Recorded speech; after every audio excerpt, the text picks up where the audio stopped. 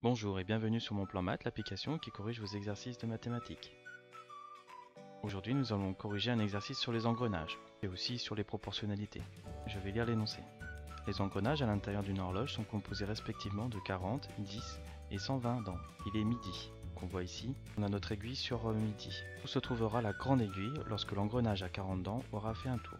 Avant de commencer ce type d'exercice, il faut connaître, c'est le sens de rotation d'engrenage. Donc on voit ici que pour cette roue à 40 dents, elle tourne dans ce sens-là.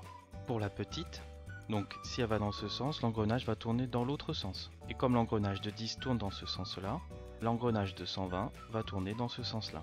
Lorsque le premier engrenage va tourner, il y aura 40 dents. Donc ici, on va se poser la question combien de fois va tourner cet engrenage. C'est que 40 c'est égal à 4 fois 10. Donc pour un tour de la roue 40 dents, la petite roue de 10 va tourner 4 fois. On va faire le même type d'exercice. La roue à 10 dents va tourner 4 fois. Donc il y aura 40 dents.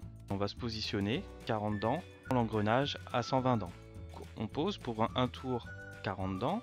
Combien de tours un engrenage à 120 dents? Donc dans ce cas-là, il faut utiliser la règle de 3 ou la règle de proportionnalité. Donc x sur 1. X c'est le nombre de tours pour l'engrenage à 120 dents. 40 divisé par 120. Un tour de 40. Combien y a-t-il de tours de 40 dans 120? Ça nous donne que x est égal à 1 tiers. C'est 33% du tour de l'engrenage. Donc 1 tiers c'est ici. Donc là on a nos 40 dents. Toute l'équipe de mon plan maths te remercie d'avoir suivi cet exercice. Partage-le avec tes amis sur Facebook, Instagram, email et surtout à très bientôt.